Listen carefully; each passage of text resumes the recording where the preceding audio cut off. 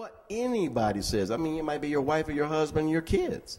You got to shut them out and go back in that room, right? Turn the music up loud. Do what you got to do. And that's what it's about. Find the people who are like you, who are like-minded, who are looking for the same things. That's why I'm very, I like to push the drawing sessions. Where do you get to find a bunch of artists you get to draw with without paying thousands of dollars to go to art school and see those same people? You know, all around town. There's a lot of events that are going on around town, and some of them $5, $10, whatever. And just go, you sit down, and once you start passing out a book, like we did here earlier today, once you start passing the black book to somebody else, you get to see other skills, you get to start talking, and those are the people who you want around you to get that creativity going, to get that power going within each other, and saying, oh man, now I know what I need to do. Every time I see these artists work, and most of y'all's work, it's like, whew, they leaving me behind. I need to get up. I need to get up, and that's what you want. That's the encouragement. That's the support that you want. That's why we're all here, and we're glad that you're here. Please tweet. You know, TBBC ATL. You know, this guy's leaving some stuff out. I tell you what, though. I mean, I don't know how we met, Dan, but I mean, this guy is really a gem here. You know, and this guy, you know, he actually walks the walk. You know, and he supports what we all do. And a lot of places, like you well know, we go and people are faking it, pretending, but this guy really does it. And I don't know, we crossed paths somewhere.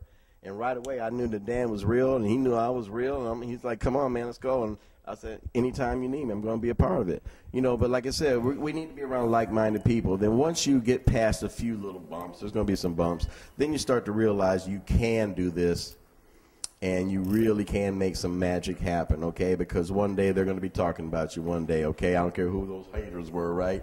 They're going to love you down the road one day. You're going to be at the family reunion somewhere, and they're going to be like, oh, yeah, remember Uncle oh, yeah, he made it, or Aunt Jill, she made it. I love her work now. You know, it's really weird how it works. I'm starting to realize, too, in art, if you really want to make your art successful, take some really serious psychology classes. Art is psychology. People out here in the world, it's all a psych thing, you know. It's what makes people believe in what you have. There's a lot of talent all over this world, but what's going to make those people really believe in your product and what you do? You have to put out a whole other kind of thing to make them believe in what you're believing in. It's kind of strange, I've noticed. It seems like even when I've seen great talented people come up with ideas, it seems like the average person is 5 years behind their idea. They might have created something that's wonderful, but nobody gets it yet. And then the artist gets frustrated, and then they don't want to bother with it. And then 4 years, 5 years later, then all of a sudden it's the greatest thing that ever happened. So there's a lot of psychology you got to learn in this business, I'm starting to wonder. And then I started to realize, too, creating a great buzz around yourself is like a big magnet, okay? So some artists will sit in their studio and they never come out. And I say that's the worst thing you do. You got to get out in public. You got to go to all the events. You got to be out there where people see you. People can take pictures with you. People can tweet about you. I mean, it's working for me. Once again, it's a brand, and it really, really, really does work because after a while, it's like a snowball, and it starts to just build and grow bigger and bigger. But just get out there and sell your thing and just do those wild things and hang out at the parties and do what you do, and you'd be surprised it starts working for itself. Pass it on to Dawud. Dawud, tell me, when you was out in LA and you were doing all this work that you weren't getting paid for, what happens when you do start getting paid for it, and what is it, the mindset that the artist has to have to produce the artwork that they've so promised and that they want to earn the money for?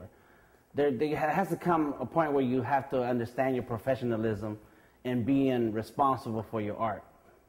Actually, wait, break that down again. Okay, what I see is a lot of artists, we love to draw, we love to create, and we love to tell people we can do stuff. Right. And we'll promote and we'll market and so on. And then here comes somebody with money, and then you kind of like take it, sometimes you don't. And when you do accept it and you do want that work, sometimes you're unreliable, you don't bring in the work on time, you miss the deadlines, you get involved with art shows and you don't show up and things like that. What is it about you that you know you have to do for yourself as an artist? Okay, I think that's just professionalism. That's like basically well, I think by the time I was in LA, I was already kind of like more refined, and I learned a lot of that from really my earlier years back in the 80s, like when I was airbrushing shirts at the mall, because like Neal was saying, like I just put myself out there. You know, I dealt with the public. I think if I was sitting at home in those developing years for myself, I'd probably been like extra shy talking to somebody, probably been afraid to ask for something, ask for some money. You know what I mean? So, but I was always big on doing things right, and that's another thing kind of came from within the family, like being professional about how you handle yourself. So, so sometimes, you know, some people, they want to get this job, and that day comes where that big job does come in. Get 10 G's just to draw maybe a portrait or something like that.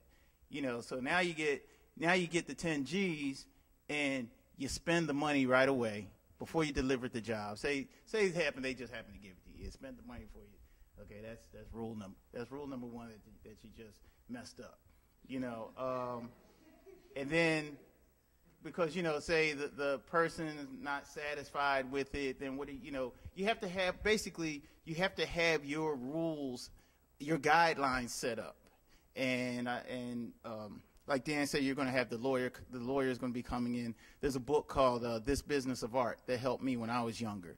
And that book talked about the process of, you know, how to deal with a client, getting a deposit before you start your work, because some people, you know, will do the work, deliver the job, and then the person disappears, and then you get mad at them when it's really on you. You shouldn't have gave it to them, because that's your trump card.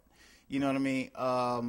A kill fee. A kill fee is when, say, you're working on the job and they turn around and say, you know, we don't need that job anymore. You know, there could be a number of reasons, not necessarily like they're trying to scam you, but say it was for a publishing company and the article or whatever they were going to do changed and we don't need the artwork for that anymore. Stop working on it. Yeah, but do I still get paid for the job? I already started it. Then what it is, there's a kill fee where you may get X amount of dollars for the time served. You know what I mean? So really the whole concept of professionalism, how you handle yourself, I mean, some of it is almost like common sense. Somebody gives you money, you got to deliver. You know, if you say that you can do this, and they're paying you because you said you can do this. Now, if you got paid and all of a sudden you're not doing it, and you're hard to reach and all that stuff, what happens is some people, they may not even tell you that you messed up. You know, they'll just let it slide, but then you don't realize that your reputation is being damaged, because then you do it again and you do it again. You thinking you're getting over because you get money here, here, and here. And it's ironic, because I knew people like that who would take money from people, not deliver on what it is they said they were going to do, and kind of like I'm gonna say skip town. It's kind of like get out of the circle of where that person can find them to move into another circle. It's like they always got to constantly get around new people to kind of like reinvent themselves every time, because they already burnt their bridges with all these people over here. And I always knew that was wrong. Like even when I was like in my teens, it's like you don't do that. So I think that's, you know, kind of just to kind of sum that up. You know, you just kind of want to be professional on all levels. If there's things you're not sure of, like I said, there's that book, This Business of Art, which I think is the bomb book. And there's another one on pricing and ethical guidelines that's put out by the Society. What is that? Graphic Artists Guild. That's right. Thank you, sir. And that's pretty much it for that one.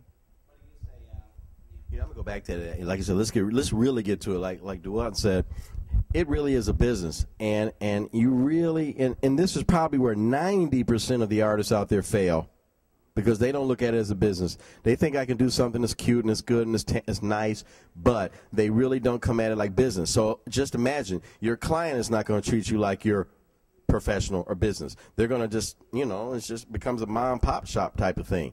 You know, so the ones that are going to rise to the top, the cream that's going to rise, are those artists who are going to be super, super serious about what they do.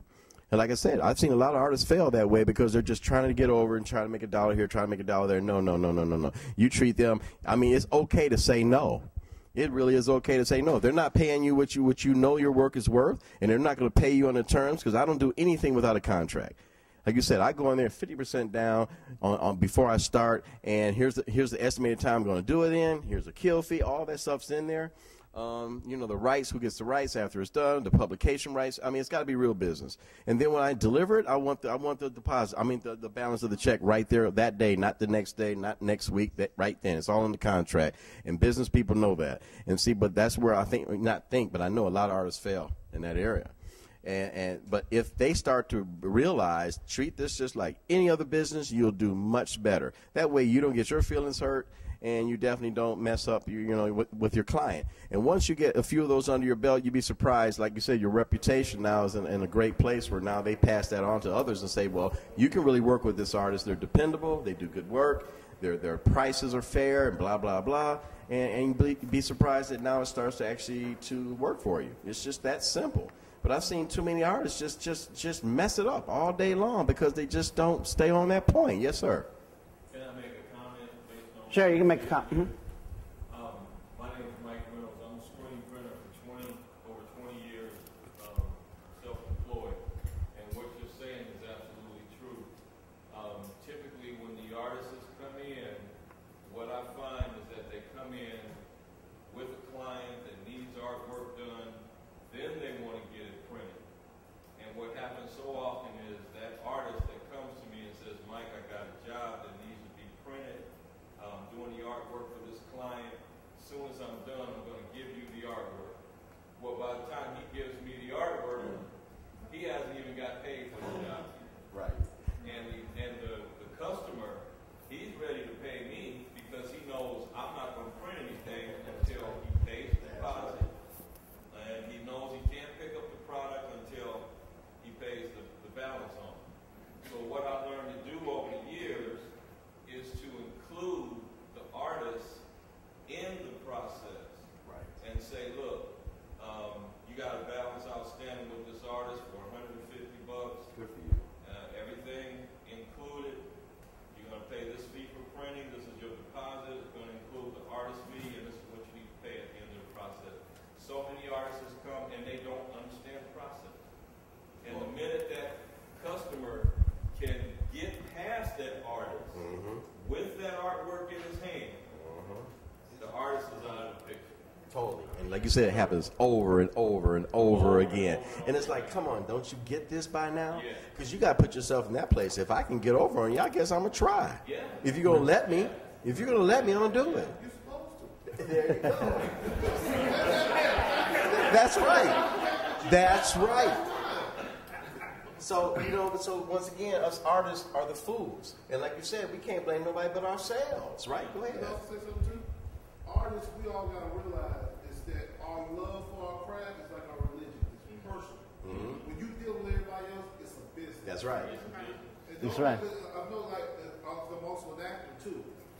And I've noticed that a lot of people, when they want work from you, they're going to, excuse my language, they're going to force you. Oh, yeah. And they're going to say, oh, they're really, well, I hate that my kids.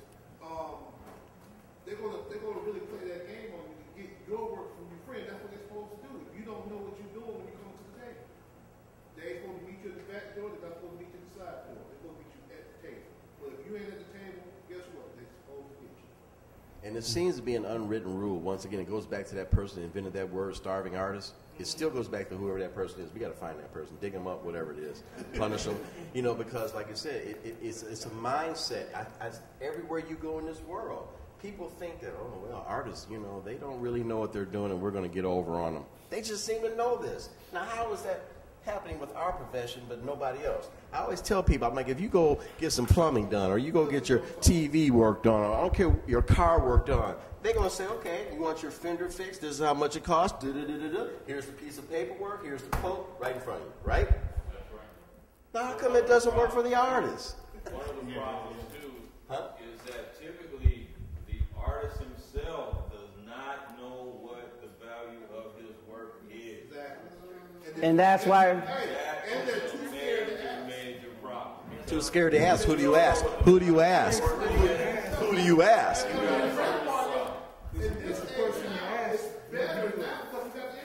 And that's why we're here. You have to reach out to other artists or people around you that you can find. If they're not around you, then you go somewhere else. But you have to continually seek this knowledge because nobody's going to tell you. I know lots of artists that go to school to SCAD AI and all these other art schools and spend a lot of money and learn the technique, and then they don't know what they're doing once they get out into the real world in the business, and that's what's tough. Exactly. So you like both of y'all, you and Neal, y'all both been doing things I want to touch. How did y'all value your work? Because I've gotten paid large amounts and low amounts, and it's like That was my question. Okay. All right, We're both going to answer this. we're opening the floor to everybody now that you started. That's great. Thank you for the Black Book. We are streaming live, routetv.com. Thank you very much for Liberty. She's making it happen. And we're going to continue on with the conversation. Go ahead, Dawud. Okay, yeah. Okay. From my experience, I've been, both the guy who's been gotten over, and I've been in situations where it's like, yeah, okay, you feel so you really got yours on that job. Now I ain't gonna say I got over, but I got paid. I got paid on that one. That was easy. That was just a couple sketches. You know what I mean? So part of it came from having those experiences. Not to say y'all got to go through it. I'm just saying that's what happened with me. I had experiences where I undersold myself. I started seeing other artists who were doing what I was doing at lesser quality, but getting more money. For example, when I used to airbrush at the mall in Philly, I would like put in like my all. It's like, I would do like caricatures. I was doing all types of stuff that you just wasn't seeing on shirts. And there was this other guy who came and was doing shirts like real quick. I mean, I just thought it was sloppy. You know what I mean? And when people were asking him how much, he'd be like, $80. And it'd be like something that I probably only charge like $20 for. And I saw the people, oh, okay, they were paying. And so when I came back to start airbrushing, I said, nah, I'm not doing like, because I was a young kid, going through that, like you said, that fear factor of asking for money. But then I realized he put his price on his work. It didn't matter what I thought it was worth. He thought it was worth $80. So I couldn't even be mad at him to say, oh man, that's whack, man. He charging $80. But that's not, but the thing is, he put the value on it, so it's up to the customer to decide if it's worth it, and the people were paying for it. So then when I came back, I upped my prices. Actually, I escalated them beyond his, because I said, what, if they paying that, then I'm gonna start charging this. Then sometimes it'd be like $100, whatever. And this is like in the 80s, so that was like a lot of money for me back in the day. Everybody was getting something airbrushed. Yeah, you know what I'm saying? Yeah. So then moving on into like more of the professional field, like dealing with production studios or dealing with design firms and stuff like that, it was like starting all over, but still I had that concept of my value. So when they say, we need an album cover for such and such, or we need a design for this or that. Actually, that book I was telling you about, Pricing and Ethical Guidelines, it kind of shares with you what kind of gives you like a going rate, a guideline of what people are charging for specific jobs like what you might do. So then you'll know, like, if you ask for something, it's fair to ask for that price within that range. You know what I mean? So sometimes you may have to negotiate with somebody, because even though you may be worth $2,500 for a particular illustration, they may only have a budget of $1,200. So at that point, it's up to you to say, well, do I want to settle for $1,200, or no, I'm only worth $2,500, and if you don't have $2,500, I can't do the job. So at that point, it becomes up to you what you want to do. I've done things where it's like, I know it was worth more than that, but it didn't hurt me. I was like, I did it. And then actually I thought of the bigger picture, that I'm actually in print now, and it's in a printed job, and that job actually got me more jobs, and it became more of a portfolio piece, and I didn't do it for free. I got something out of it, and it helped me at a time where I kind of needed it. But a lot of times they play on us because they know you need something. So you got to kind of find the balance between just being desperate, and now you have a reputation of being the cheap guy, and in some instances, okay, they don't have the budget for it, then they may say what their budget is, and then you decide, okay, I can work with you on that. But then you may say, okay, but y'all don't get like the cherry on top, you get this much, instead of all that. So so it all depends on how you handle it, and it takes time, because you have to, this is a learning experience. But part of it comes from researching, and like Dan was saying, talk to other artists, find out their perspective, and then eventually you'll figure it out, because a lot of it is it's just straight business. And sometimes we're afraid to ask somebody something, but usually, especially when we deal with companies already know it's going to cost a couple G's or something to do an illustration, as opposed to like you dealing with somebody on the street where they don't really understand art, where it's like it should only be like $50, you know, like with something that's, you know, you draw my whole family. Got like 10 people in the family. $50. That's what I'm saying. Yeah, they tell you, you already got the pens on your hand. You already got paper. Yeah, you got some questions. Go ahead. I was going to ask if you could speak to that reversal mode, because that does make it difficult for artists. And me as a painter, in terms of corporations and interior designers, they're clear about what your worth is. Whereas when you have, you know, like your homeboy on the street selling a 40 by 40 for $25, and you're telling him that it's $2,500 or $5,000, and you know a private client doesn't understand that. So how do you kind of, I guess? How do you balance? It's called reproduction. No, no. Yeah, there you go. But no, but once again, it comes back to being real business again. Okay, first of all, this is another mistake artists make. You cannot just pull a number out of the sky. You can't do that, because first of all, you don't even have a reputation built.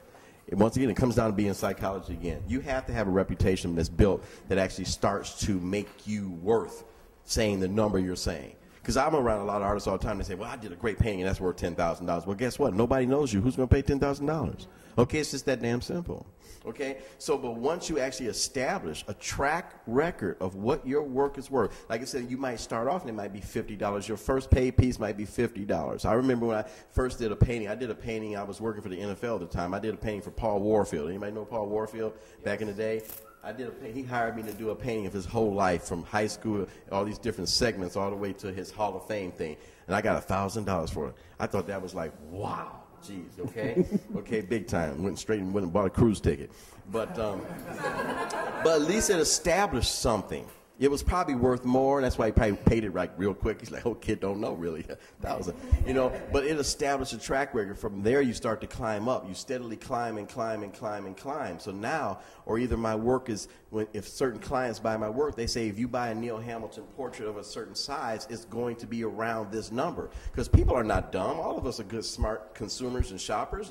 Everybody goes out here and shop. You know what a shirt is worth, or a blouse, or a pair of jeans. You know that, and you know when somebody's ripping you off too, right? It's just that simple. Same thing applies in artwork, okay? You have to say, okay, if I hire this gentleman here, his work that's $2,500 and it's well worth it. And next week it's going to be $2,500 again. And then the next person is going to be $100 again. Now it's consistent. They believe this now. It's not just a joke, okay? So when you have a consistency, it's just like if anybody in this room hires a contractor to come to their house to work on something, and if they showed up with no paperwork, a beat-up car they pull up in, or a truck with no sign on it, you're going to start feeling funny, aren't you?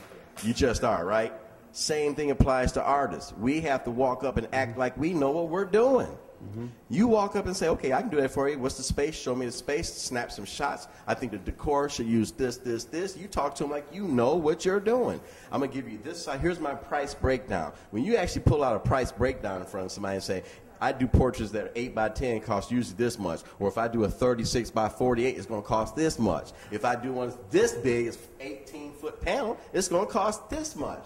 And when you have it written out on a sheet and it looks real, people start to believe that. They start to believe. They say, this guy knows what he's doing. I don't know if we want to talk to him. Go ahead. What you got, Arjun? Also, I think something that makes it very, very easy for everybody is people respect money. That's right. Like, for example, I work a lot of night workers. When it's free to get in, don't nobody want to go. But when we shut that door and say it's $200 to get in, everybody pulls out money. Yep. It's psychology again. It's really weird how it works. And half the stuff, and I found this out, is half the stuff you talk about is jargon. It's just one word. But as long as you know what you're talking about, and you respect your money and your business, they respect you. But if you go in there like on your knees, like I'll give you my work for free and stuff, you're not going to respect it. And that's why the phrase starving artist really kicked in everybody's mind. Because they're like, I guess, hey, they like starving. They actually believe that artists love being in that place. Like we love being broke. Yeah. And it's stuck, man. It's stuck. I was going to say, is it possible, because I do this, I do billable hours. I try to figure out what my time is worth. If it's $25 an hour, if it's $45 an hour, because I figure out how much time I'm going to spend on it. I mean, is that a route that you've ever taken? I have. For me, like you're an engineer, I'm an interior architect, but Right. It depends on the field, sort of. It's kind of catchy. I mean, it's kind of iffy, because you can do hourly rate, but then sometimes that'll hurt you too. well, I maybe take it back this way. I may use that as a guide. They may not know how I got there, but I'm just saying on paper, if I could figure out it's going to take me 8 hours and I want $25, how much is that going to be for working on that piece?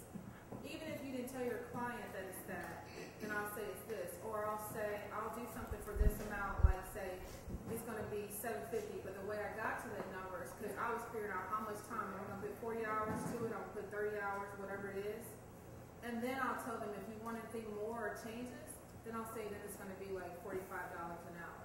So then that way they know that when you do something, this is what you're setting the tone for. You know what? But I'm not sure, You know what? I'm real iffy about that. I don't know if that really works anymore. I don't think that really works because I used to do things like that when I ran a commercial firm. We had to break it down hourly, okay? For some reason, they just wanted to see it that way. But these days, I don't think it works that way because first of all, they say, how do I know you're telling the truth? You put 8 hours in, right? You can just say that. I don't tell them that. I'm saying that's how I get my dollar amount to help me figure out what I want. That's all I'm saying, what I'm worth.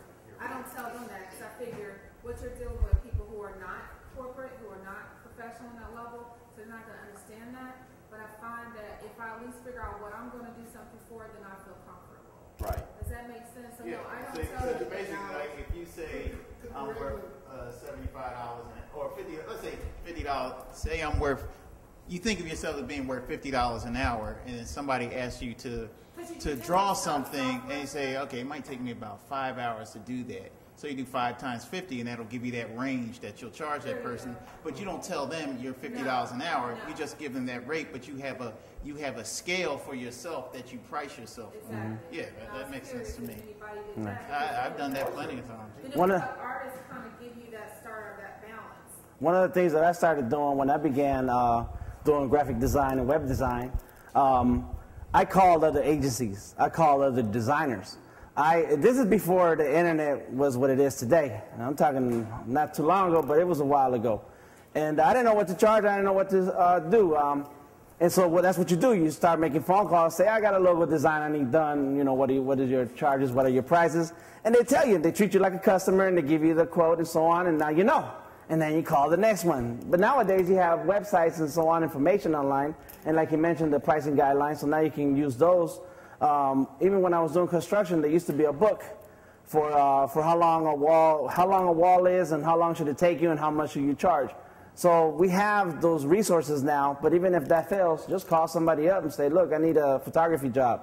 It's going to take 3 people, 2 locations, 5 dressing changes, so on and so forth. I need 2 photographers, how much does that cost? And you start asking those questions around and you start putting together an outline of where your skill level is. What is it that it's going to take for you to actually pay some of your bills for the work that you're doing, and then you price your work accordingly. But as time goes on and you start getting paid for that at that level, you start establishing what it's going to cost you, how long it takes you. The more you do it, the more you'll realize how long it really takes you, so that if you need to increase the price or you're okay with that price, never drop it down, but always can go up. And so that's how you end up building your business. And now, many years later, I think I get quotes just because they want to know what they're going to charge, other people. So Miles Davis got a question. I was just going to say, from my experience, like precedent setting has been paramount for my business growth thus far, in the sense that if I know somebody or I've talked to them before, they come to me, I give them a price. If I'm at a lull with my production or whatever, I have no problem bouncing them. I was like, it's been kind of slow, I'll be happy to give you a break this time around. Yeah. But I'm setting a precedent that, I got the time now, I can use the work, fine, come on, I'll give you a little bit of break on the price this time around. If you come back in 6 months or a year, if I'm busy, you're going to pay more. Yeah. Definitely. And then also it's a precedent that if they refer you to somebody else, they know they got a break. So that person they're referring to you is going to pay a higher price or premium for your time, just based on that. And that's from my experience as a person. Yeah, you have to take each situation dependently on what's going on, and also in the psychology. I'm gonna tell you, it's constantly changing. And still answer your question, it works sometimes, but sometimes it doesn't. I mean, all of us artists are kind of strange anyway. Okay. And you're strange. Yeah, let's get real. There's days I'm in great mood. I can kick some butt on a painting and do it in 1 week, and maybe some days I might take a month. Now that's not going to work no longer with an hourly rate, is it? No. And now if you're forced to do an hourly rate and your client thinks, okay, she's going to have it ready 8 hours, they are, man, they got their watch. They're watching. 8 hours, I'm going to have my thing. What if you're not in that mood? What if you're just not there sometimes? Okay, now they're looking at you funny, like you said it was going to be 8 hours. I'm ready to hang it on the wall. I got a party tonight. Where's that painting? You know, but right now, I mean, I'm working on, what did you just say, projects right now? You're just saying like a low, things are coming in. And if you don't have that much work coming in at the time. Of course, you're trying to find your price range. And right. You're like, you know, nobody knocking on your door, and then all of a sudden I do 2 projects, and I'll have like 12 people knocking on my door. Right. You know, there's a lot of games we can play, and I love the barter system too, because sometimes I'm just in the mood where it's like, you know what, I like that restaurant, and I like to take my friends and ladies and friends over there, and you know, I want the red carpet treatment for 6 months. I'll do that painting for you, but I want that little card I can put in my wallet that I can come up in there every day and not have to pay for anything for 6 months. Okay? So we have options to do really cool things like this. Trust me, I've gotten everything that I needed that I didn't have by bartering. But, I did that with Subway one time. Did you? Yeah, that's what I'm talking. That's right. But it works. But this kind of stuff works because we have basic needs too. We need to eat, we need to have clothes, and we need to have recreation. I factor all that in my work. Because like you said, when I have those lows, I'm like, okay, who am I going to barter with today? I like this and I like that. Oh, okay, and that actually does work, okay? And then another thing I do that really, really is, once again, it's about branding. It's about getting it out there again. It's like I live out of my trunk sometimes, my car. Everywhere I go, I'm going to hand out a little something to somebody I know, you know? Not just a business card. I mean, I have like prints in my trunk and little easels of my work. So I'm always constantly leaving a piece of my work behind to somebody. I don't count figures. I don't think,